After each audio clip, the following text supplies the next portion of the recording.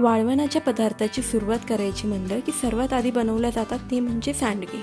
आज मी तुमच्यासाठी खूप साधी सोपी रेसिपी घेऊन आली आहे, ती आहे मिश्र डाळीची सांडगे। इथे मी तुम्हाला सर्वात आधी माप सांगत आहे। तर मी आपल्या घरात असलेली साधी वाटी घेतली आहे, त्याने 2 वाटी चना डाळ मी घेतली आहे। त्यानंतर मी 1 वाटी मूग डाळ घेतली आहे आणि सर्वात शेवटी मी इथे अर्धा वाटी उडदाची डाळ घेतली आहे। मला माहिती आहे उडदाची डाळ खूप लोक वापरत नाहीत, पण तुम्ही एकदा वापरून पहा, खूप टेस्टी सांडगे बनतात त्याने।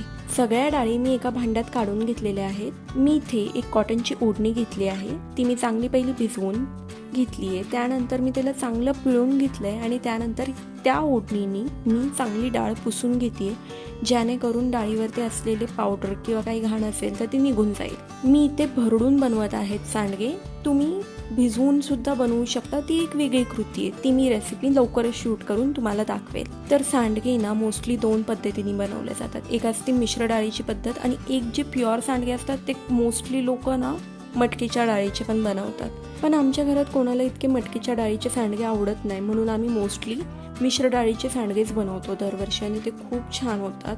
तुम्ही ही रेसिपी नक्की एकदा ट्राय करा आणि रेसिपी आवडली असेल तर लाईक शेअर करायला विसरू नका। आता पुढे बघूयात, मी ही सगळी डाळ चांगली पुसून घेतलेली आहे। त्यानंतर मी एका मिक्सरच्या भांड्यामध्ये घालून भरडून घेणार आहे। भरडून म्हणजे एकदम पावडर करायची नाही आहे, ह्याची थोडीशी अशी रवाळ ठेवायची।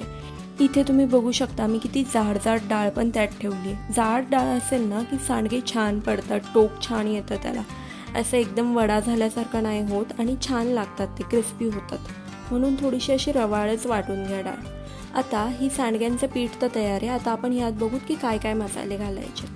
तर इथे मी लाल मिरची घेतली आहे, लाल मिरची म्हणजे मी हिरव्या मिरच्याच उन्हात सुकवून घेतलेल्या आहेत, तर साधारणपणे त्या 20 ते 25 हिरव्या मिरच्या असतील। त्यानंतर मी इथे लसूण घेतलेला आहे, गावठी लसूण घ्यायचं आहे, त्याने खूप चव येते।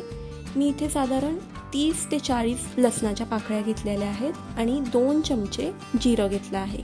हे सगळं मी एका मिक्सरच्या भांड्यामध्ये घालून चांगलं ग्राइंड करून घेतलं आहे, चांगली पेस्ट बनवून घेतली आहे त्याची, तुम्ही बघू शकता किती छान पेस्ट झाली इथे। चला आता आपण बघूयात की सांडग्यांचं पीठ कसं भिजवायचं। तर मी इथे सांडग्यांचं ते आपण वाटून घेतलेलं पीठ घेतलेलं आहे, त्यात मी 2 चमचे मीठ घातलेलं आहे, 1 मोठा चमचा हळद घातलेली आहे आणि आपण जे वाटून घेतलेलं मिश्रण होतं मिरचीचं ते मी इथे साधारणपणे 5 ते 6 चमचे घालत आहे।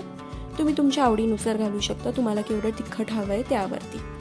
त्यानंतर मी इथे बारीक चिरलेली कोथिंबीर घातलेली आहे। बारीक चिरलेली कोथिंबीर खूप लोक घालत नाही, खूप लोकांना वाटतं की खराब होईल, पण आपण जेव्हा सांडगे उन्हात 4-5 दिवस सुकवतो ना कडकडीत उन्हात, तर काही खराब होत नाही, जाळी वगैरे काही लागत नाही। तुम्ही नक्की घालून बघा कोथिंबीर, खूप छान चव येते उलट कोथिंबीरने। आता मी हे इथे सगळं चांगलं मिक्स करून घेत आहे आणि पाणी घालताना लक्षात घ्या की एकदम थोडं पाणी घालायचं आहे, म्हणजे आता हे चांगलं मिक्स करून घेतलं आहे आणि त्यानंतर फक्त शिंपडा घालून मी ते चांगलं मळून घेणार आहे। हे बघा इथे मी एकदम थोडं पाणी घालते आणि ते मळून घेते। मी असं 3 ते 4 वेळा चांगलं पाणी घालून हे पीठ चांगलं मळून घेतलेलं आहे।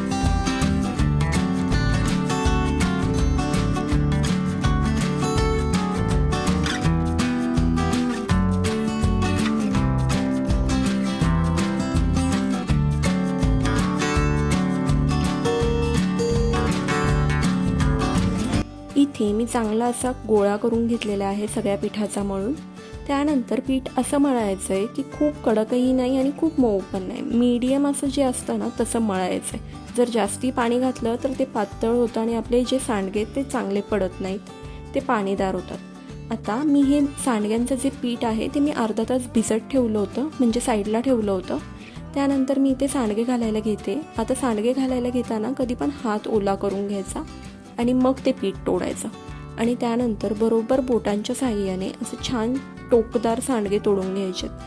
तुम्ही बघू शकता आपली डाळ जाड असल्यामुळे किती छान टोक येत आहेत सांडग्यांना, खूप छान होतात हे सांडगे। तर का डाळ खूपच बारीक वाटून घेतली ना तर ते असे टोक येत नाहीत सांडग्यांना चांगले, म्हणून थोडीशी अशी भरडल्यासारखीच डाळ वाटून घ्यायची आहे। इथे मी चांगले सगळे सांडगे घालून घेतलेले आहेत, तुम्ही बघू शकता खूप सांडगे होतात आणि साधारण हे 1-1.5 वर्ष आरामशीर टिकतात, ह्याला काही जाळी लागत नाही, मऊ पडत नाहीत। फक्त 6 महिन्यातून एकदा आपल्याला असं जर वाटलं की सांडगे मऊ पडत आहेत किंवा त्याला जाळी धरतीये, तर मग 6 महिन्यातून एकदा ऊन दाखवायचं त्याला चांगलं, जर का तुम्ही ह्या अशा पद्धतीने सांडगी केले ना तर मी तुम्हाला गॅरंटी देते की हे 1-1.5 वर्ष खराब होणार नाही, त्याला जाळी धरणार नाही आपले सांडगे मऊ पडतील.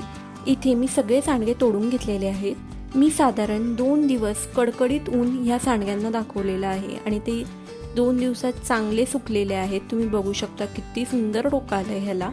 तुम्हाला जर ही रेसिपी आवडली असेल तर नक्की लाईक करा, सबस्क्राईब करा, शेअर करा. अजून कोणत्या रेसिपी बघायच्या ते नक्की कमेंट करा.